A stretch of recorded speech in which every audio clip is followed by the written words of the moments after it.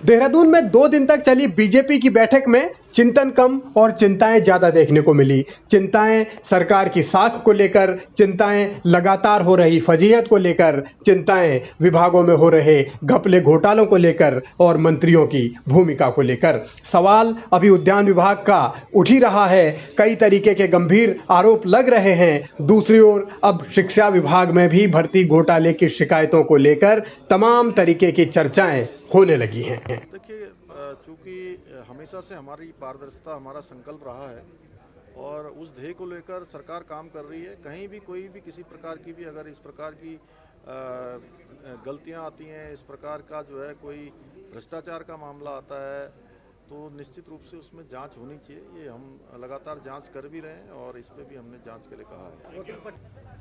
पारदर्शिता का ये संकल्प या भ्रष्टाचार के खिलाफ जीरो टॉलरेंस के दावे बीजेपी बार बार करती है, हर मंच से करती है, हर मौके पर करती है। लेकिन सवाल ये है कि अगर इतनी ही ट्रांसपेरेंसी है तो फिर ये घोटालों के आरोप क्यों लग रहे हैं, मंत्रियों पर सवाल क्यों खड़े हो रहे हैं, एक के बाद एक हर विभाग में भर्ती घोटाले की शिकायतें क्यों आ रही हैं, शिकायतों के बाद जांच क्यों बैठानी पड़ रही है, और सवाल ये भी कि जांच रिपोर्ट कहां जाती है, जांच कब पूरी होती है, क्या कार्रवाई होती है, ये कोई क्यों नहीं बताता।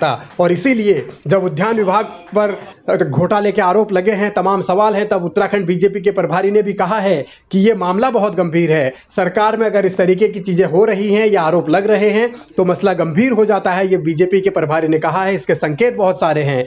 वो ये भी कहते हैं कि बात आला कमान तक पहुंची है, लेकिन सवाल है कि कार्रवाई कब होगी। देखिए, उद्यान विभाग में करोड़ों का घोटाला हुआ है, जिसपे कि सीबीआई ने कुछ अधिकारियों पे मुकदमा दर्ज भी किया है। मेरा कहना है, ये जो अधिकारी हैं तो बहुत छोटी मछली है। इसमें अगर जांच तरीके से की जाए और सही तरीके से की जाए, कहीं बड़े लोग इसमें लिप्त पाए जाएंगे। और नैतिकता के आधार पे जो विभागीय मंत्री है गणेश जोशी जी का इस्तीफा तत्काल होने देना चाहिए।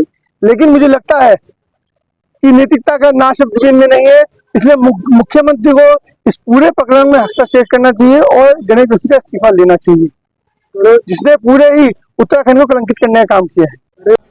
घपले घोटालों को लेकर विरोधी हमलावर हैं, सरकार बैकफुट पर है, इसके बावजूद टाल मटोल करने की कोशिशें हो रही हैं। मंत्रियों के खिलाफ जो आरोप लग रहे हैं उनको रफा दफा करने के तमाम प्रयास हो रहे हैं। और इन बीच सवाल ये भी उठते हैं कि अगर सब कुछ ठीक है तो फिर ये जांच का दिखावा क्यों, और अगर जांच की बात होती है तो फिर वो जांच रिपोर्ट कहां जाती है, कार्रवाई कब होती है, बड़े लोगों को क्यों नहीं नापा जाता, सिर्फ छोटे मोटे अधिकारियों पर एक्शन लेकर दिखावा क्यों किया जाता है। और इन्हीं सवालों में भारतीय जनता पार्टी उलझी है। लोकसभा चुनाव के नतीजों के बाद बीजेपी भले ही कुछ हद तक उत्साहित हो, लेकिन कम वोट शेयर ने उनकी टेंशन बढ़ाई है नेताओं की, और अब मंथन चिंतन का दौर चल रहा है। इस बीच जब घपले घोटालों का जिक्र होता है तो फिर सरकार के सामने चुनौती यही है कि वो जीरो टॉलरेंस वाली नीति को धरातल पर कैसे उतारे, और जिन मंत्रियों पर दाग लगे हैं, एक के बाद एक सवाल उठे हैं, उनको कब तक बचाया जाएगा।